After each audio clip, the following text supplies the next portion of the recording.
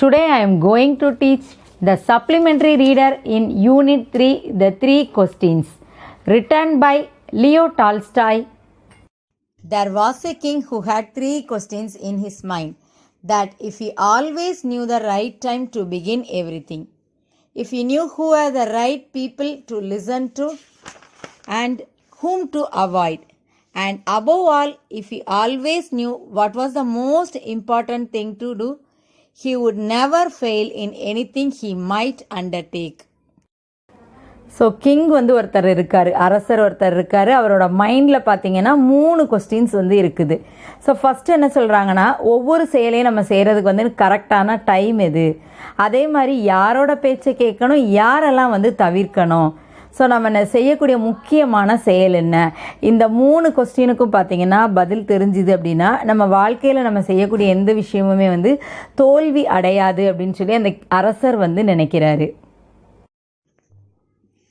And this thought having occurred to him, he had it proclaimed throughout his kingdom that he would give a great reward to anyone who would teach him what was the right time for every action and who were the most necessary people and how he might know what was the most important thing to do. இந்த questions எல்லாமே கிங்கோட மைண்டில் வந்த உடனே அவர் என்ன பண்ணுறாரு அப்படின்னா, இது எல்லாத்தையும் பார்த்தீங்கன்னா ப்ரோக்ளைம்டு அப்படின்னா அனௌன்ஸ் பண்ணுறது, அவருடைய நாடு ஃபுல்லாக அனௌன்ஸ் பண்ணுறாரு. இந்த கொஸ்டின்ஸுக்கு கரெக்டாக யார் ஆன்சர் சொல்கிறாங்களோ அவங்களுக்கு ரிவார்ட் மீன்ஸ் ப்ரைஸ், நல்ல ஒரு ப்ரைஸ் கொடுக்கப்படும் அப்படின்னு சொல்கிறாரு. அவர் கேட்கக்கூடிய கொஸ்டின்ஸ் என்னவா இருந்தது அப்படின்னா, நம்ம செய்யக்கூடிய செயல் எந்த நேரத்தில் செஞ்சால் நல்லதாக இருக்கும், அது மட்டும் இல்லாமல் நமக்கு ரொம்ப இம்பார்ட்டண்ட்டாக நமக்கு தேவையான நபர் யார், நம்ம முக்கியமான செயலாக நம்ம எதை செய்யணும், இதெல்லாம் தான் அவர் மைண்டில் இருக்கக்கூடிய அந்த கொஸ்டின்ஸ். ஸோ அந்த கொஸ்டின்ஸ்க்கான ஆன்சர்ஸ் பார்த்தீங்கன்னா அவரோட கிங்டமில் யாராவது சொல்லுவாங்களா அப்படிங்கிறதுக்காக அவர் என்ன பண்ணியிருந்தாருன்னா அனௌன்ஸ் பண்ணியிருந்தாரு. And learned men came to the king, எல்லா அறிஞர்களும் பார்த்தீங்கன்னா அரசர்கிட்ட வராங்க. But they all answer his questions differently, எல்லாரும் பார்த்தீங்கன்னா கிங்கோட கொஸ்டினுக்கு வேறு வேறு ஆன்சர்ஸ் ரிப்ளை பண்ணாங்க. In reply to the first question, some said that to know the right time for every action, one must draw up in advance a table of days, months and years and must live strictly according to it. Only thus, said they, could everything be done at its proper time. முதல் கேள்விக்கு பதிலளித்த சிலர் என்ன சொல்கிறாங்கன்னா, எல்லா செயல்களும் நம்ம சரியான நேரத்தில் செய்யணும்னா நம்ம முதல்லையே நாள், மாதம், வருடம் இதெல்லாம் நம்ம குறித்து அதுபடி வாழணும். அப்படி நம்ம செஞ்சோம் அப்படின்னா எந்த காரியத்தையும் நம்ம அந்த டைமுக்கு செய்ய முடியும்னு சொல்கிறாங்க. Others declared that it was impossible to decide beforehand the right time for every action, but that not letting oneself be observed in idle pastimes, one should always attend to all that was going on and then do what was the most needful.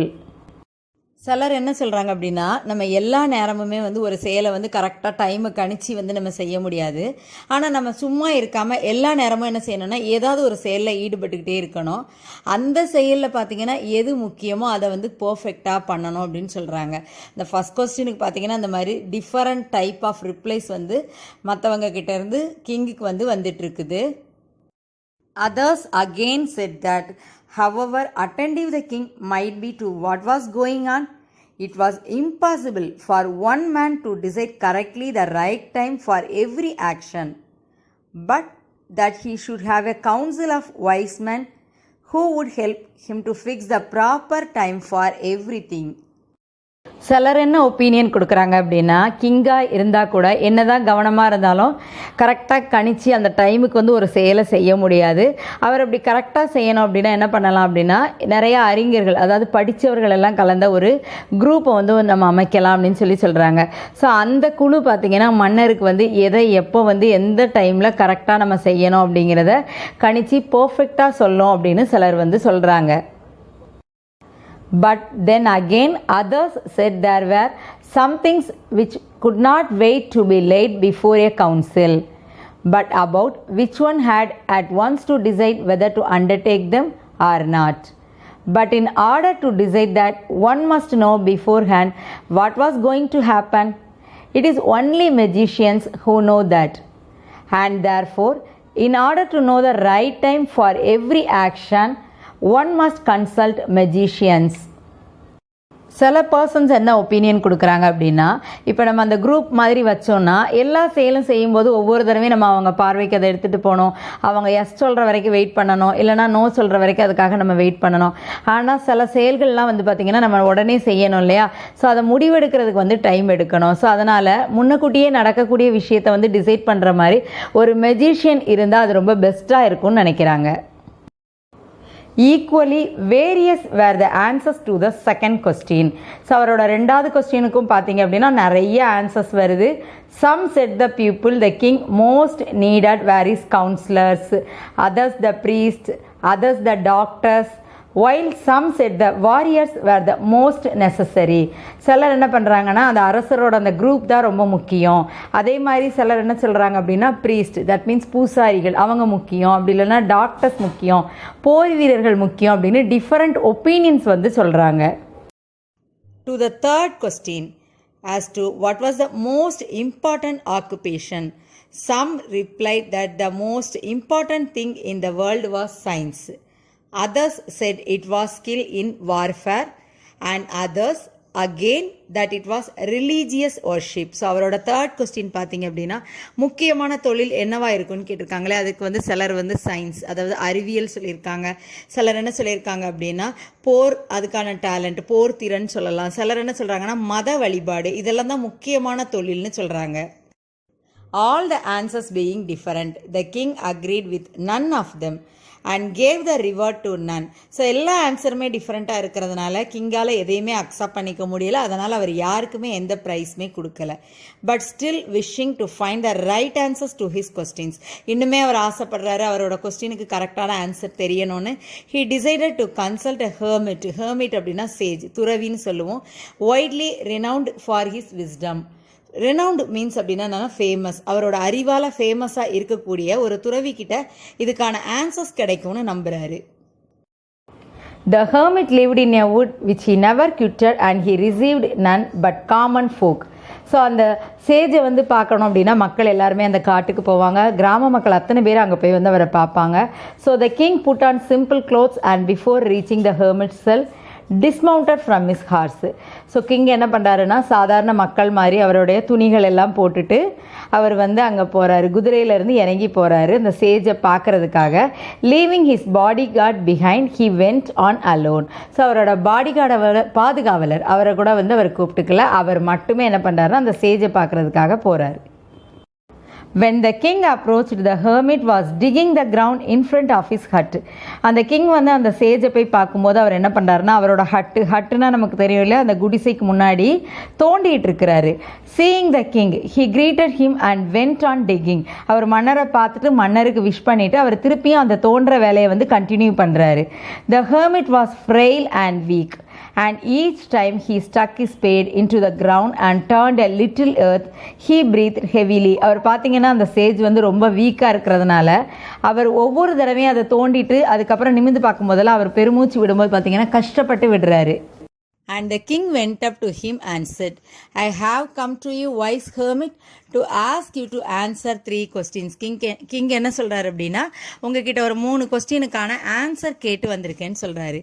First question என்ன கேட்குறாரு, how can I learn to do the right thing at the right time கேட்குறாரு. சரியான நேரத்தில் ஒரு சரியான செயலை வந்து எப்படி செய்கிறதுன்னு கேட்குறாரு. Who are the people I most need, and to whom should I therefore pay more attention than to the rest? So ரொம்ப முக்கியமான நபர் யார், யாருக்கு அதிகமாக கவனம் செலுத்தணும்னு கேட்குறாரு. அண்ட் நெக்ஸ்ட் என்ன கேட்குறாரு அப்படின்னா and what are the most important and NEET my first attention அப்படின்னு கேட்குறாரு. ஸோ என்னன்னா நம்ம செய்யக்கூடிய ஒர்க்கில் பார்த்தீங்கன்னா எதுக்கு அதிக முக்கியத்துவம் கொடுக்கணும், யாருக்கு கொடுக்கணும் அப்படின்னு சொல்லி கேட்குறாரு. The hermit listened to the king but answered nothing. அந்த சேஜ் அதை கேட்கிறாரு பட் ஆன்சர் எதுவுமே சொல்லலை. He just spat on his hand and recommenced digging. அவரோட கையை அவர் தட்டிட்டு திருப்பி போய் அந்த மண்வெட்டி யூஸ் பண்ணி தோண்ட ஆரம்பிச்சிட்டாரு.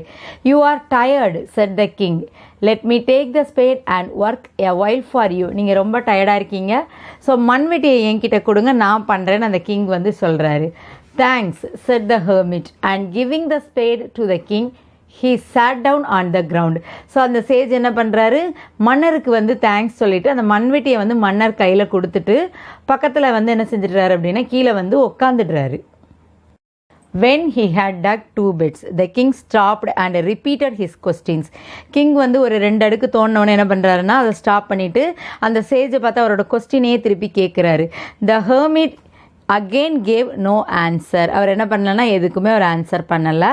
But Rose stretched out his hand for the spade and said, now rest a while and let me work a bit. ஆனால் அவர் எதுவுமே ஆன்சர் பண்ணாமல் என்ன பண்ணுறாரு, எந்திரிச்சிட்டு அந்த மண்வெட்டியை கேட்டுட்டு மன்னரை இப்போ நீங்கள் ரெஸ்ட் எடுங்க, நான் இந்த ஒர்க்கை கண்டினியூ பண்ணுறேன் அப்படின்னு சொல்கிறாரு.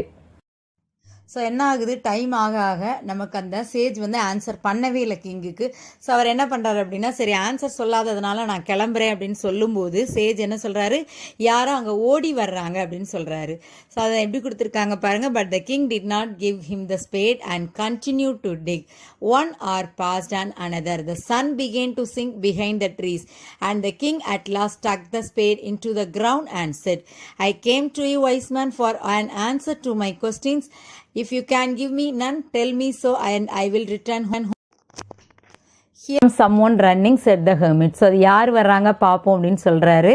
Students, there is an interesting plot in this story. Let's see it in the section 2 in our next class. And the next one is choose the correct answer from the options given below.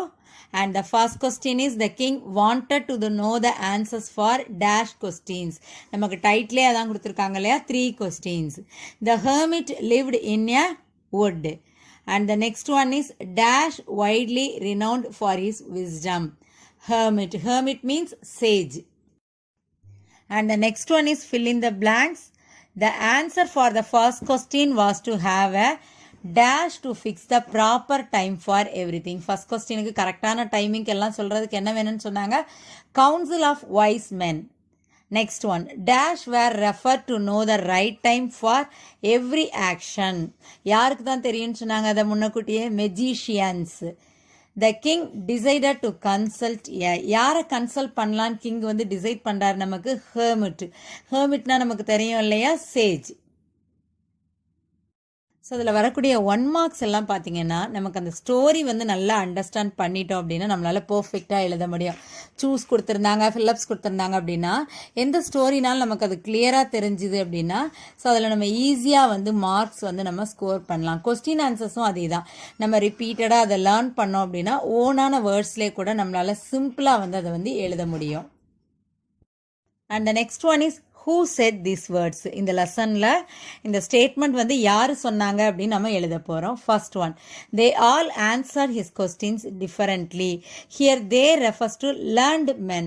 His refers to the kings. How can I learn to do the right thing at the right time? இது யார் கேட்குறா நமக்கு தெரியும் இல்லையா, the king. Now rest a while and let me work a bit. இது யார் சொன்னது, the hermit. யாருக்கு சொன்னாருன்னா கிங்கை பார்த்து சொல்லுவாங்க இல்லையா. Next, I will tell you the answers for the 2 mark questions. And the first one is, what were the king's questions? இது நம்ம அந்த லெசனில் பார்த்தீங்கன்னா ரிப்பீட்டடாக அந்த கொஸ்டின் நம்ம பார்த்துக்கிட்டே இருக்கோம்ல, கிங்கோட அந்த 3 questions என்ன அப்படின்னு கேட்டிருக்காங்க. ஃபஸ்ட்டு என்ன எழுதலாம், the king's questions were அப்படின்னு எழுதலாம். what was the right time for every action, first அவர் கேட்குறது. Next, who were the most necessary people? And the next one, how to know what was the most important thing to do. இந்த 3 question பார்த்தீங்கன்னா அந்த king வந்து இந்த லெசனில் ரிப்பீட்டடாக வைக்கிறாங்க. பட் இந்த செக்ஷன் 1ல் பார்த்தீங்கன்னா இதுக்கான ஆன்சர் வந்து அவரால் ஃபைண்ட் அவுட் பண்ணவே முடியலை. And the next question is, was the king satisfied with the answers? Why அப்படின்னு கேட்டிருக்காங்க. கிங் வந்து எல்லாரையும் சொல்லக்கூடிய அந்த ஆன்சர்ஸில் வந்து சாட்டிஸ்ஃபை ஆகுறாங்களா, என்ன ரீசன்னு கேட்டிருக்காங்க. ஸோ அதுக்கான ஆன்சர் நமக்கு தெரியும் இல்லையா, no, the king was not satisfied with the answers. அவருக்கு சாட்டிஸ்ஃபேக்ஷனே வரல. Because all the answers were different. எல்லாரோட ஆன்சர்ஸ் பார்த்தீங்கன்னா ஒவ்வொரு ஒப்பீனியனாக இருக்குது இல்லையாங்க. And the king could not agree with any of them. So அதனால் என்ன பண்ண முடியலை, அவரால் எந்த ஒரு ஆன்சரையுமே வந்து அக்செப்ட் பண்ண முடியலை. ஸோ அதனால தான் இந்த ஸ்டோரியில் நம்ம பார்த்தா அவர் நிறைய ரிவார்ட்ஸ் எல்லாம் அனௌன்ஸ் பண்ணியிருந்தார். பட் ஆனால் எதுவுமே யாருக்குமே அவர் சாட்டிஸ்ஃபை ஆகாததுனால கொடுக்கவே இல்லை. If you understand the lesson properly, you will be able to write the correct answers. And the next question is, why was the king advised to go to the magicians? ஏன் வந்து மற்ற அறிஞர்கள் வந்து கிங்கை வந்து மெஜிஷியன்ஸ்ட போகணும்னு advice பண்ணுறாங்கன்னு சொல்லியிருக்காங்க. The king was advised to go to the magicians in order to know the right time for every action. அவர் செய்யக்கூடிய ஒவ்வொரு செயலுக்கும் கரெக்டான டைமிங் எது அப்படின்னா அந்த மெஜிஷியன்ஸ் தான் வந்து சொல்லுவாங்க. ஸோ அந்த கான்செப்டில் தான் என்ன சொல்கிறாங்க அப்படின்னா மற்றவங்க எல்லாருமே கிங்குக்கு வந்து இந்த ஒரு அட்வைஸ் வந்து கொடுத்துருக்காங்க. And the next question is, whose advice did the people say would be important to the king in answer to the second question? Second கொஸ்டினில் என்னென்ன பர்சன்ஸ் இம்பார்ட்டன்ட்னு கேட்டிருக்காங்களே அதுக்கு என்ன சொல்லியிருக்காங்க? In answer to the second question the advice of the councillors, priest, doctors and warriors would be important to the king. Dear students, I hope that this video is useful to you. For more educational videos, subscribe Crafts Murasu.